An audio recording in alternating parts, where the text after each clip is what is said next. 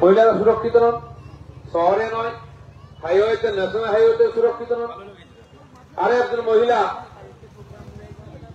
নাজিয়া ইলাহি করকে বলে টিভিতে আসেন, বক্তব্য রাখেন, রাষ্ট্রবাদী। তিনি কুম্ভ যাচ্ছিলেন, রাস্তায় তার উপরে আক্রমণ, তার গাড়িকে ধাওয়া করা হয়, গাড়ি ভাঙা হয়, অ্যাক্সিডেন্ট করা হয়, তাকে মারা হয়। ছোট একটি বাচ্চা ছিল, তাকেও মারা হয়। তার কদিন আগে বীরভূমেতে,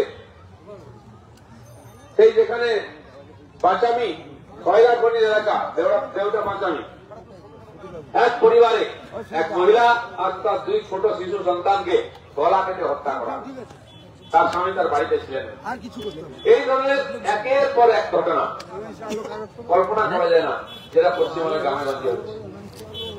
একজন মহিলা মুখ্যমন্ত্রী আছেন আমাদের বাংলায়। সবাই ভেবেছিল একজন মহিলা, তার নামও মমতা, নিশ্চয় একটু মমতা থাকবে আমাদের প্রতি। কমপক্ষে মহিলাদের সম্মান রক্ষার জন্য তিনি চেষ্টা করবেন। মহিলারা নিশ্চিন্তে ঘোরাফেরা করতে পারবেন, চলাফেরা করতে পারবেন, জীবনযাপন করতে পারবেন। আজ এমন অবস্থা, আপনার বাড়ির মেয়ে যদি স্কুলে মোবাইল ফোন দিয়েছি আমরা, যাতে ফোন করে জানায়। বিকালবেলা মেয়ে যদি টিউশন যায়, কখন ফিরবে কিনা আমরা টেনশনে থাকি। বাড়ির বউরা, মেয়েরা যদি পাশের বাজারে যায়, তারা না বাড়ি ফেরা পর্যন্ত আমরা চিন্তায় থাকি, কি হবে, কখন ফিরবে কিনা, ঠিকঠাক আছে তো। দাদা, এই জন্য কি আমরা ভোট দিয়েছিলাম মমতা ব্যানার্জিকে? এই জন্য কি এখানকার মানুষ জিতিয়েছিল তাকে, যে আমরা নিশ্চিন্তে থাকতে পারবো না? আমাদের মেয়েরা, বউরা নিশ্চিন্তে চলাফেরা করতে পারবে না, বাড়ির বাইরে যেতে পারবে না, তাকে তুলে নিয়ে তার লাশ পাওয়া যাবে নয়নজলিতে বা খালের ধারে। গ্রামে গ্রামে, শহরে শহরে, পাড়ায় পাড়ায় মহিলাদের উপর অত্যাচার চলেছে। থানায় গেলে পুলিশ এফআইআর নেবে না। 13, 14, 15 বছরের যিনি কিশোরী মেয়ে বাড়ি ফিরল না, রাত হয়ে গেছে, খুঁজে পাচ্ছেন না। আপনি থানায় গিয়ে পুলিশকে বলেন যে স্যার, আমার মেয়ে টিউশন গেছিল, ফেরেনি, 15 বছর বয়সের মেয়ে, একটু খোঁজ করে দেখি। বলে দেখুন কোথায় আত্মীয় বাড়ি চলে গেছে, খোঁজ নিয়ে। নাহলে বলবে প্রেমিকের সঙ্গে চলে গেছে, আমরা কি করবো? তো তোমরা আসো কি জন্য? খালি কয়লার গাড়ি থেকে, বালির গাড়ি থেকে টাকা তোলার জন্য, গরু পাচার গাড়িতে গেছে টাকা তোলার জন্য, তোলাবাজের কাছ থেকে কাঠমানি নেওয়ার জন্য। পুলিশের কাজ কি? যার কাছে সাধারণ মানুষ নিশ্চিন্তে যেতে পারে না, গেলেও বিপদ, না গেলেও বিপদ। গেলে আপনাকে জিজ্ঞেস করবেন, এত আপনার মেয়ে কোথায় গেছিল, কেন গেছিল? আপনারা দেখেছেন আজিকর হসপিটালে যে ঘটনা ঘটেছে, যে ডাক্তার মেয়েটি তার বাবা মা সর্বস্ব খরচা করতে ডাক্তার বানিয়েছিলেন, হাউস স্টাফ ছিল। হসপিটালের মধ্যে তার উপরে গ্যাং রেপ হয়, তারপরে হত্যা করা হয় নৃশংস ভাবে। তার ডেড বডি দেখে প্রাণ কেঁপে উঠেছে বাবা মা। কিন্তু এখন কিছুই প্রায় হলো না। একটা মাতালকে কোর্টে সাবমিট করে তাকে যাবজ্জীবন দেওয়া হলো। এর পিছনে যে বিরাট চক্রান্ত, বিরাট দুর্নীতিকে ফাঁস করেছিল, তারপরে বহুজন মিলে অত্যাচার করেছিল, কেউ সাজা পায়নি। আমরা আশা করবো, এখনো কেস বেঁচে আছে, আদালত তার বিচার করবেন। আর যাতে কোনো মহিলার উপর অত্যাচার করতে সাহস না করে, যাতে আমাদের মেয়েরা, মায়েরা, বউরা নিশ্চিন্তে কাজে, বাড়িতে, বাজারে যেতে পারে, স্কুল কলেজে যেতে পারে মেয়েরা। আজিকরের ঘটনা আমাদেরকে নড়িয়ে দিয়েছে। কিন্তু সেই এত বড় আন্দোলন, রাস্তাঘাটে, বাজারে হাজার হাজার লোক হাতে মোমবাতি নিয়ে উই ওয়ান্ট জাস্টিস বলে ন্যায় বিচারের জন্য হয়নি। তার প্রমাণ হচ্ছে এরকম মহিলারা গ্রামে গ্রামে, বাজারে বাজারে, রাস্তায় রাস্তায় অত্যাচারিত হচ্ছে। এর সমাধান কি? মমতা ব্যানার্জির উপরে আস্থা রেখে মানুষ কি ভুল করেছে? তার উপরে বিশ্বাস করে ভুল করেছে? তিনি নেকড়েদের হাতে আমাদের মা বোনদের তুলে দিয়েছেন। এই পুলিশ অফিসাররা, যাদের উপরে না তো মানুষের ভরসা আছে, না তো মানুষ তাকে ভয় করে। সাধারণ মানুষ তার উপরে ভরসা রাখতে পারে না, আর দুষ্কৃতকারী তাদেরকে ভয়ও করে না। এই পুলিশ থেকে কি লাভ? লক্ষ লক্ষ টাকা তাদেরকে পুরস্কার দেওয়া হচ্ছে, সুবিধা দেওয়া হচ্ছে, তাদেরকে বেতন দিয়ে পোষা হচ্ছে, বড় আইপিএস অফিসাররা। সব কিসের জন্য? কালকে দেখলাম ডাক্তারদের সম্মেলন করে মুখ্যমন্ত্রী ঘোষণা করলেন আরো 10,000 টাকা বাড়াবেন বেতন, আরো 15,000 টাকা বাড়াবেন। কেন না?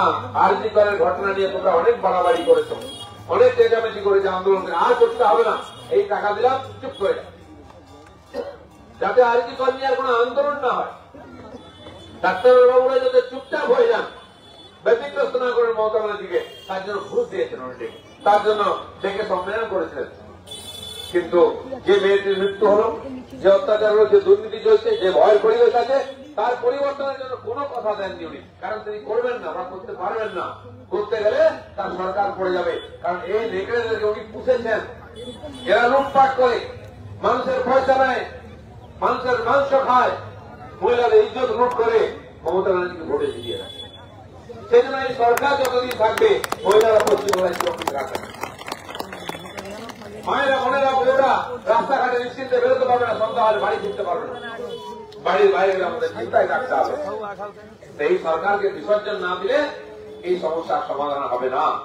মহিলা বিরোধী এই সরকার, মা বোনদের সম্মান রক্ষা করতে পারে সরকার, তার থাকার কোন অধিকার নেই।